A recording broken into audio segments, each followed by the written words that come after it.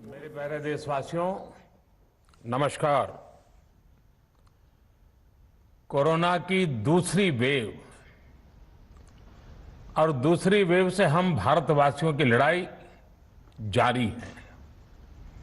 दुनिया के अनेक देशों की तरह भारत भी इस लड़ाई के दौरान बहुत बड़ी पीड़ा से गुजरा है।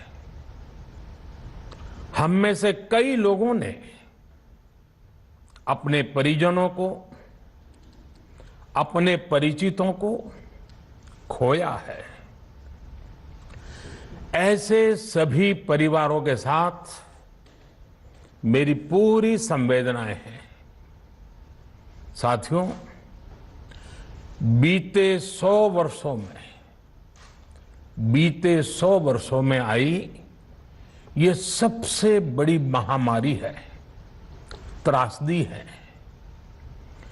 इस तरह की महामारी आधुनिक विश्व ने न देखी थी, न अनुभव की थी। इतनी बड़ी वैश्विक महामारी से हमारा देश कई मोर्चों पर न देखी थी, न अनुभव की थी। इतनी बड़ी वैश्विक महामारी से हमारा देश कई मोर्चों पर एक साथ लड़ा है। कोविड अस्पताल बनाने से लेकर आईसीयू बेड्स की संख्या बढ़ानी हो, भारत में वेंटिलेटर बनाने से लेकर टेस्टिंग लैब्स का एक बहुत बड़ा नेटवर्क तैयार करना हो,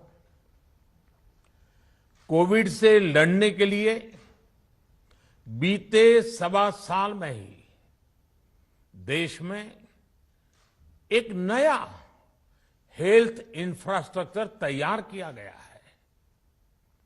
सेकंड वेव के दौरान अप्रैल और मई के महीने में भारत में मेडिकल ऑक्सीजन की डिमांड अकल्पनीय रूप से बढ़ गई थी। भारत के इतिहास में कभी भी इतनी मात्रा में मेडिकल ऑक्सीजन की जरूरत कभी भी महसूस नहीं की गई। इस जरूरत को पूरा करने के लिए युद्ध स्तर पर काम किया गया। सरकार के सभी तंत्र लगे। ऑक्सीजन रेल चलाई गई, एयरफोर्स के विमानों को लगाया गया, नौसेना को लगाया गया। बहुत ही कम समय में लिक्विड मेडिकल ऑक्सीजन के प्रोडक्शन में 10 गुना से ज्यादा बढ़ाया गया। दुनिया के हर कोने से, जहां कहीं से भी जो कुछ भी उपलब्ध हो सकता था, उसको प्राप्त करने का भरसक प्रयास किया गया, लाया गया। इसी तरह जरूरी दवाओं के प्रोडक्शन को कई गुना बढ़ाया गया। विदेशों में जहां भी दवाइयां उपलब्ध हो, वहां से उन्हें लाने में कोई कोर कसर बाकी नहीं छोड़ी गई। साथियों, कोरोना जैसे अदृश्य और रूप बदलने वाले दुश्मन के खिलाफ लड़ाई में सबसे प्रभावी हथियार कोविड प्रोटोकॉल है। मास्क, 2 गज की दूरी और बाकी सारी सावधानियां, उसका पालन ही है। इस लड़ाई में वैक्सीन हमारे लिए सुरक्षा कवच की तरह है। आज पूरे विश्व में वैक्सीन के लिए जो मांग है, उसकी तुलना में उत्पादन करने वाले देश और वैक्सीन बनाने वाली कंपनियां बहुत कम है, इन्हीं गिनी हैं। कल्पना करिए कि अभी हमारे पास भारत में बनी वैक्सीन नहीं होती तो आज भारत जैसे विशाल देश में क्या होता। आप पिछले 50-60 साल का इतिहास देखेंगे तो पता चलेगा कि भारत को विदेशों से वैक्सीन प्राप्त करने में दशकों लग जाते थे। विदेशों में वैक्सीन का काम पूरा हो जाता था, तब भी हमारे देश में वैक्सीनेशन का काम शुरू भी नहीं हो पाता था। पोलियो की वैक्सीन हो, स्मॉल पॉक्स, जहां गांव में हम इसको चेचक कहते हैं, चेचक की वैक्सीन हो, हेपेटाइटिस बी की वैक्सीन हो, इनके लिए देशवासियों ने दशकों तक इंतजार किया था। जब 2014 में देशवासियों ने हमें सेवा का अवसर दिया तो भारत में वैक्सीनेशन का कवरेज 2014 में भारत में वैक्सीनेशन का कवरेज सिर्फ 60% के आसपास था, 60% के आसपास था। और हमारी दृष्टि में ये बहुत चिंता की बात थी। जिस रफ्तार से भारत का टीकाकरण कार्यक्रम चल रहा था, उस रफ्तार से देश को 100% टीकाकरण कवरेज का लक्ष्य हासिल करने में करीब करीब 40 साल लग जाते हैं। हमने इस समस्या के समाधान के लिए मिशन इंद्रधनुष को लॉन्च किया। हमने तय किया कि मिशन इंद्रधनुष के माध्यम से युद्ध स्तर पर वैक्सीनेशन किया जाएगा और देश में जिसको भी वैक्सीनेशन की जरूरत है उसे वैक्सीन देने का प्रयास होगा। हमने मिशन मोड में काम किया और सिर्फ 5-6 साल में ही वैक्सीनेशन कवरेज 60% से बढ़कर 90% से भी ज्यादा हो गई। 60 से 90, यानी हमने वैक्सीनेशन की स्पीड भी बढ़ाई और दायरा भी बढ़ाया। हमने बच्चों को कई जानलेवा बीमारियों से बचाने के लिए कई नए टीकों का भी भारत के टीकाकरण अभियान का हिस्सा बना दिया।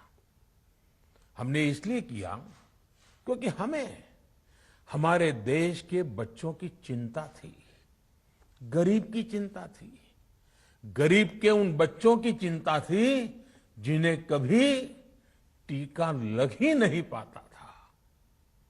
हम 100% टीकाकरण कवरेज की तरफ बढ़ रहे थे कि कोरोना वायरस ने हमें घेर लिया।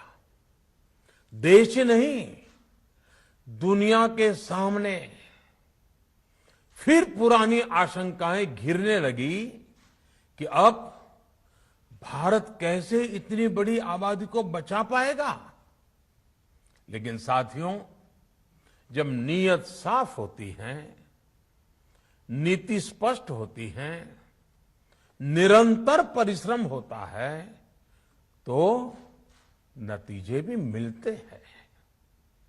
हर आशंका को दरकिनार करके भारत ने 1 साल के भीतर ही एक नहीं बल्कि 2 made in India vaccine launch कर दी।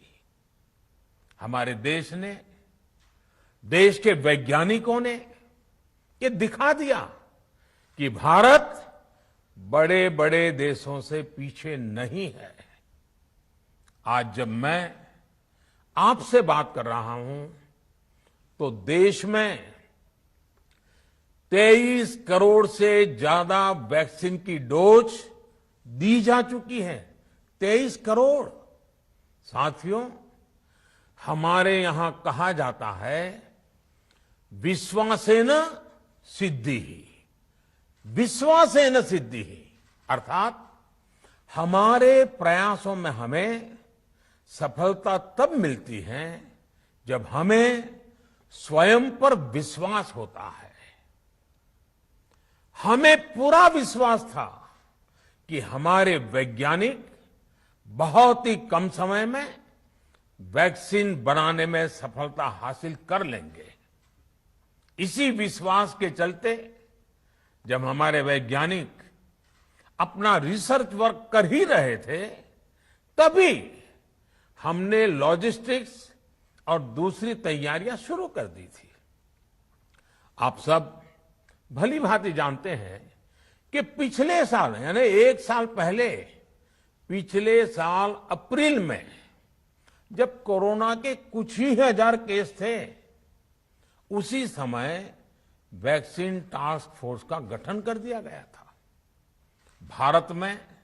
भारत के लिए वैक्सीन बनाने वाली कंपनियों को सरकार ने हर तरह से सपोर्ट किया।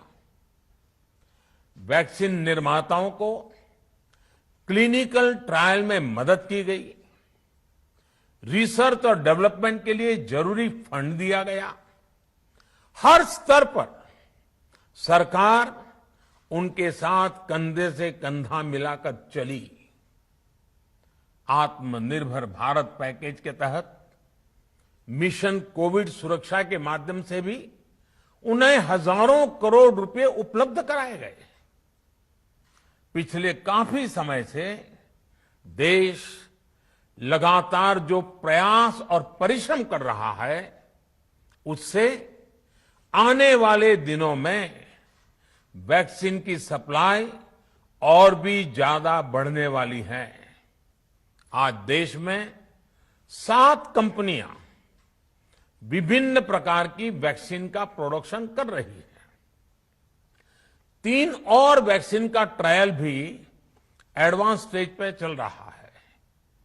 वैक्सीन की उपलब्धता बढ़ाने के लिए दूसरे देशों की कंपनियों से भी वैक्सीन खरीदने की प्रक्रिया को तेज किया गया है। इधर हाल के दिनों में कुछ एक्सपर्ट्स द्वारा हमारे बच्चों को लेकर भी चिंता जताई गई है। इस दिशा में भी 2 वैक्सीन का ट्रायल तेजी से चल रहा है। इसके अलावा अभी देश में एक नेजल वैक्सीन पर भी रिसर्च जारी है।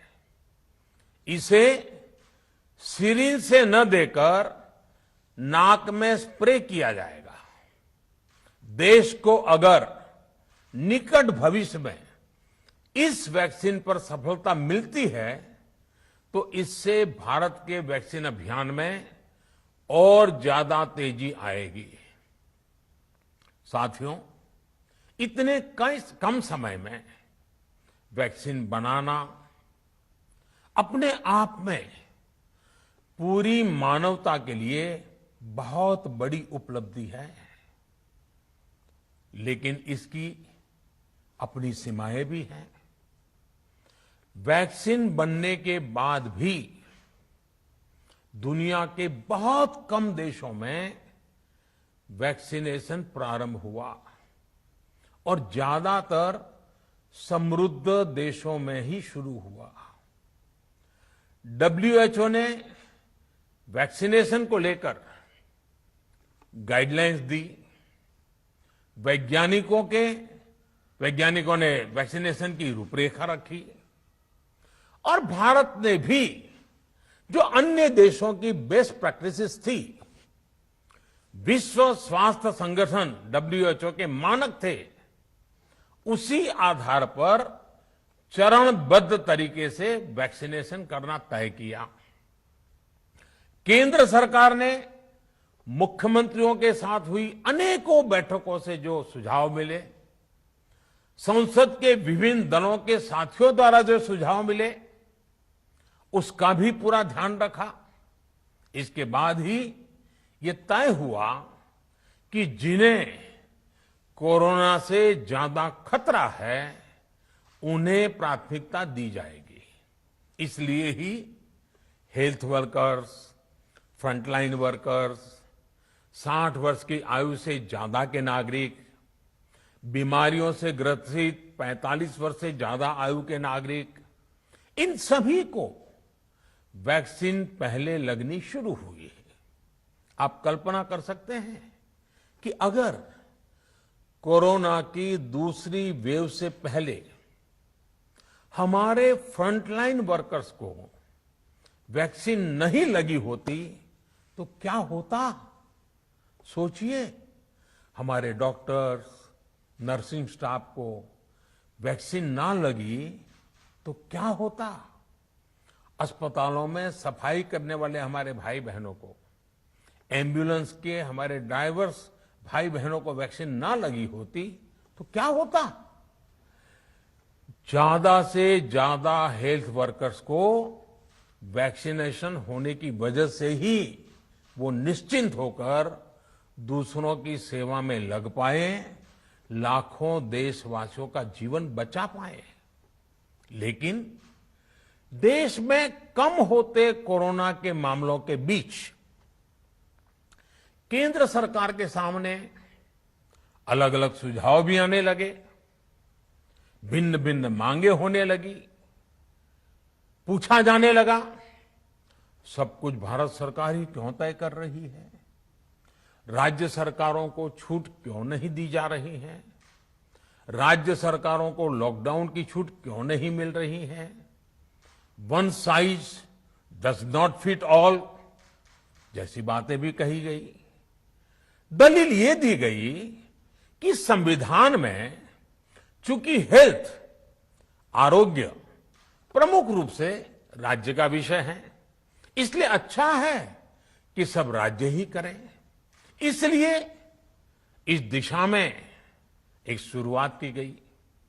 भारत सरकार ने एक बृहद गाइडलाइन बनाकर राज्यों को दी ताकि राज्य अपनी आवश्यकता और सुविधा के अनुसार काम कर सके। स्थानीय स्तर पर कोरोना कर्फ्यू लगाना हो, माइक्रो कंटेनमेंट जोन बनाना हो, इलाज से जुड़ी व्यवस्थाएं हो, भारत सरकार ने राज्यों की इन मांगों को स्वीकार किया। साथियों, इस साल 16 जनवरी से शुरू होकर अप्रैल महीने के अंत तक भारत का वैक्सीनेशन कार्यक्रम मुख्यतः केंद्र सरकार की देखरेख में ही चला।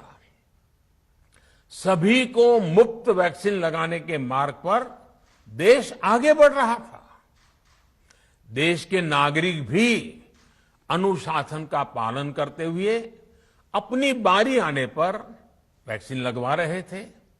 इस बीच कई राज्य सरकारों ने फिर कहा कि वैक्सीन का काम डिसेंट्रलाइज किया जाए और राज्यों पर छोड़ दिया जाए। तरह तरह के स्वर उठे, जैसे कि वैक्सीनेशन के लिए एज ग्रुप क्यों बनाए गए। दूसरी तरफ किसी ने कहा कि उम्र की सीमा आखिर केंद्र सरकार ही क्यों तय करे। कुछ आवाजें तो ऐसी भी उठी कि बुजुर्गों का वैक्सीनेशन पहले क्यों हो रहा है। भांति भांति के दबाव भी बनाए गए। देश के मीडिया के एक वर्ग ने इसे कैंपेन के रूप में भी चलाया। साथियों, काफी चिंतन मनन के बाद इस बात पर सहमति बनी कि राज्य सरकारें अपनी तरफ से भी प्रयास करना चाहती हैं, तो भारत सरकार को क्यों इतराज हो और भारत सरकार इतराज क्यों करे। राज्यों की इस मांग को देखते हुए, उनके आग्रह को ध्यान में रखते हुए 16 जनवरी से जो व्यवस्था चली आ रही थी, उसमें प्रयोग के तौर पर एक बदलाव किया गया।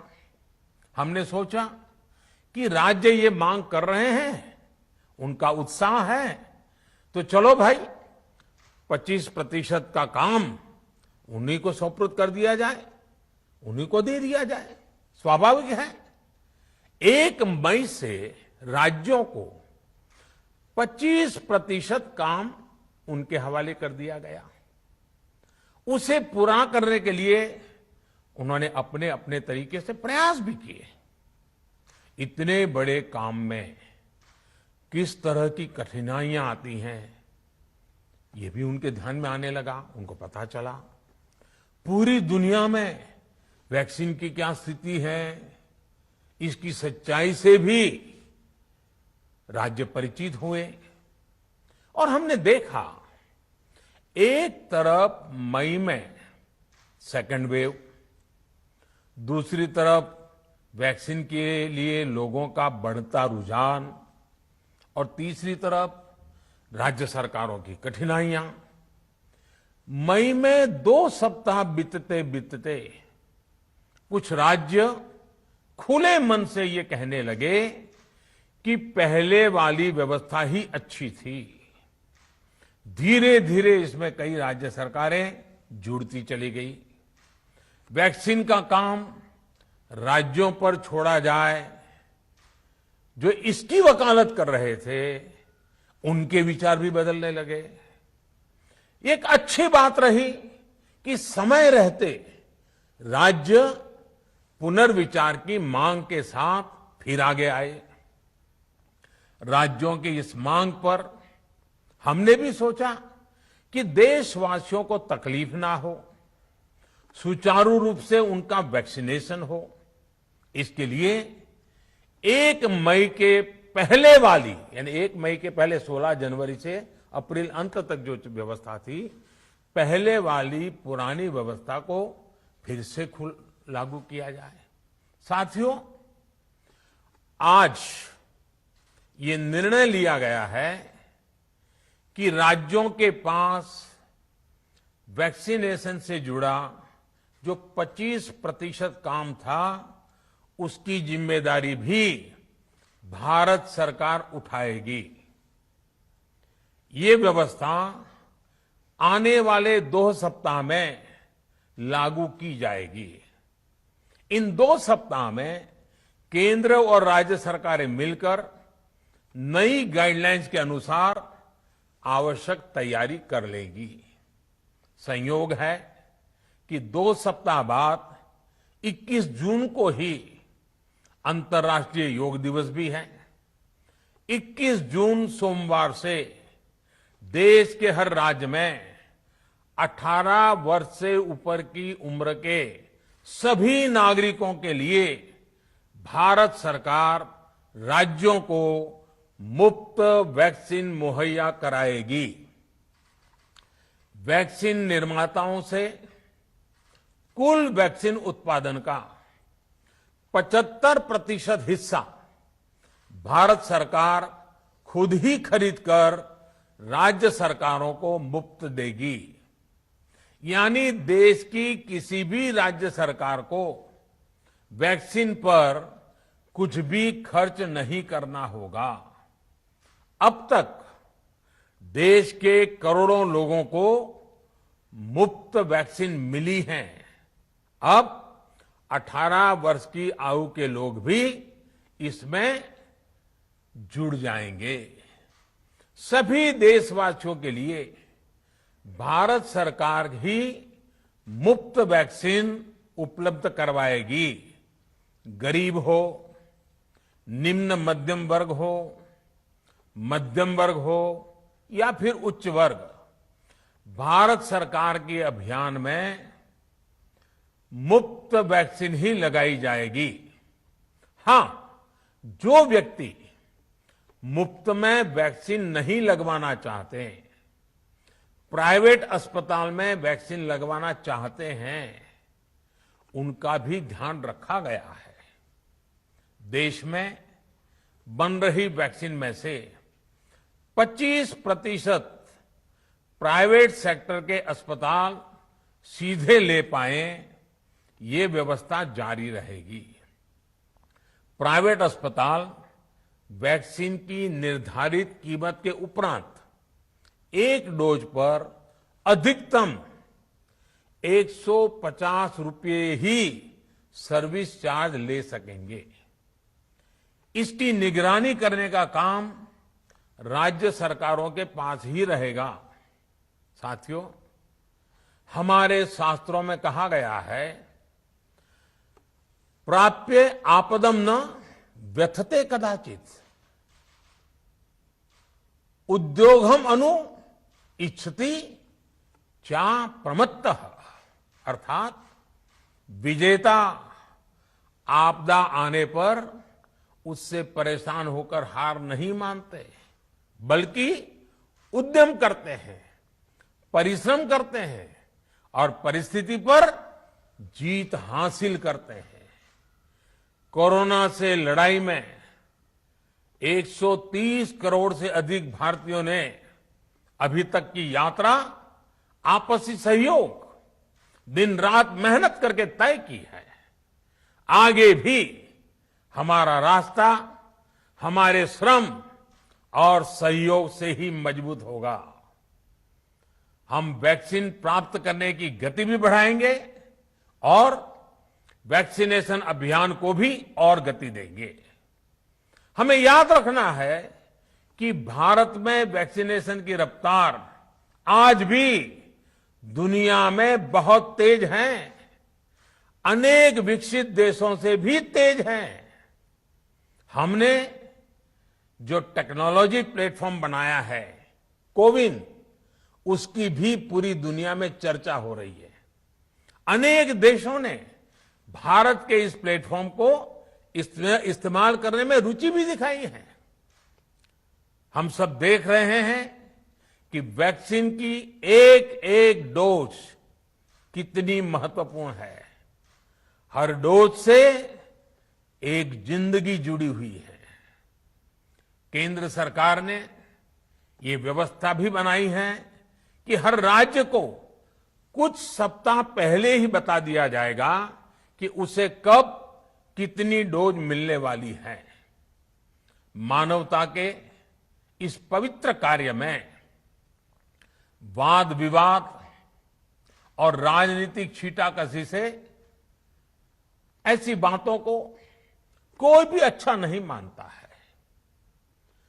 वैक्सीन की उपलब्धता के अनुसार पूरे अनुशासन के साथ वैक्सीन लगती रहे, देश के हर नागरिक तक हम पहुंच सके, ये हर सरकार, हर जनप्रतिनिधि, हर प्रशासन की सामूहिक जिम्मेदारी है।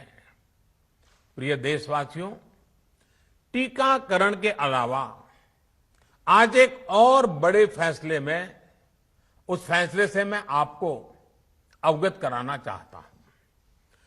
पिछले वर्ष जब कोरोना के कारण लॉकडाउन लगाना पड़ा था, तो प्रधानमंत्री गरीब कल्याण अन्न योजना के तहत 8 महीने तक 80 करोड़ से अधिक देशवासियों को मुफ्त राशन की व्यवस्था हमारे देश ने की थी। इस वर्ष भी दूसरी वेव के कारण मई और जून के लिए भी इस योजना का विस्तार किया गया था। आज सरकार ने फैसला लिया है कि प्रधानमंत्री गरीब कल्याण अन्न योजना को अब दीपावली तक आगे बढ़ाया जाएगा। महामारी के इस समय में सरकार गरीब की हर जरूरत के साथ उसका साथी बनकर खड़ी है। यानी नवंबर तक 80 करोड़ से अधिक देशवासियों को हर महीने तय मात्रा में मुफ्त अनाज उपलब्ध होगा। इस प्रयास का मकसद यही है कि मेरे किसी भी गरीब भाई बहन को, उसके परिवार को भूखा सोना ना पड़े। साथियों, देश में हो रहे इन प्रयासों के बीच कई क्षेत्रों से वैक्सीन को लेकर भ्रम और अफवाहों की जानकारी चिंता बढ़ाती है। ये चिंता भी मैं आपके सामने व्यक्त करना चाहता हूं। जब से भारत में वैक्सीन पर काम शुरू हुआ, तभी से कुछ लोगों द्वारा ऐसी बातें कही गई जिससे आम लोगों के मन में शंका पैदा हो। कोशिश ये भी हुई कि भारत के वैक्सीन निर्माताओं का हौसला पस्त पड़ जाए और उनके सामने अनेक प्रकार की बाधाएं आए।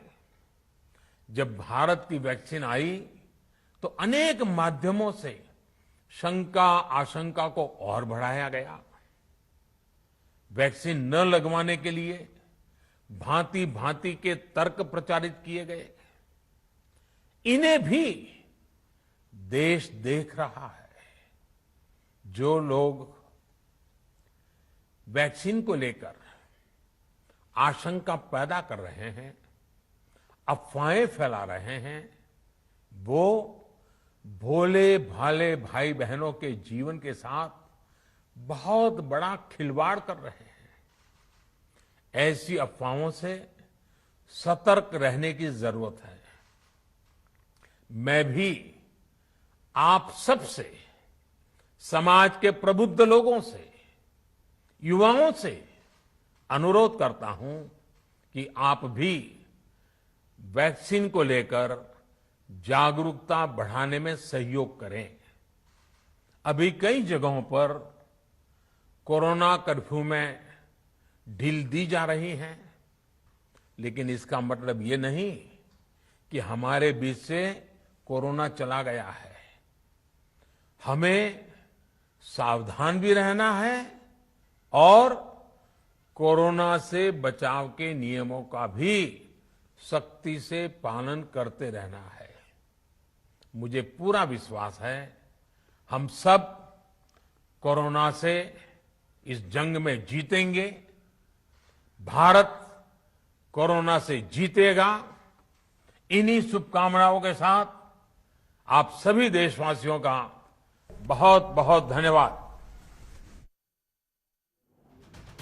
तो देश के प्रधानमंत्री नरेंद्र मोदी का बहुत बड़ा ऐलान, 21 जून से 18 से ज्यादा उम्र के सभी लोगों का वैक्सीन का खर्चा केंद्र सरकार उठाएगी।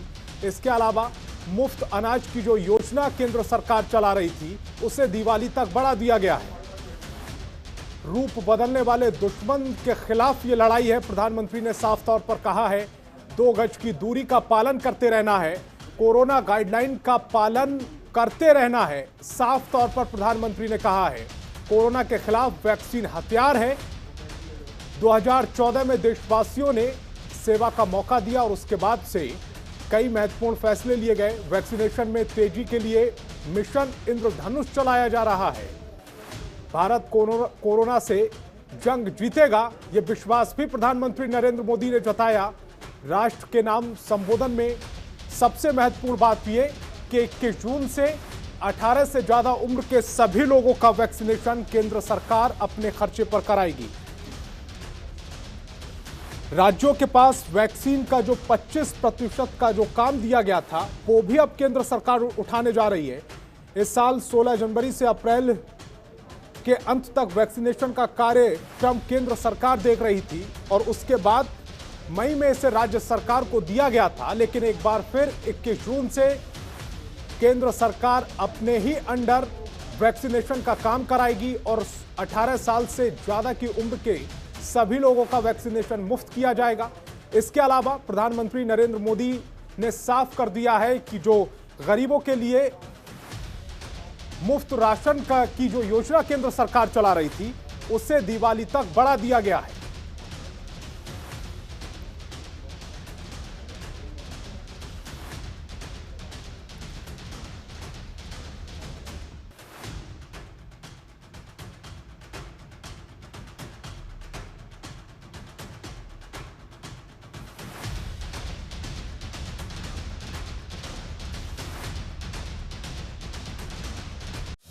खबरों के निष्पक्ष विश्लेषण के लिए सब्सक्राइब करें Jantantra TV and press the bell icon. Never miss any update.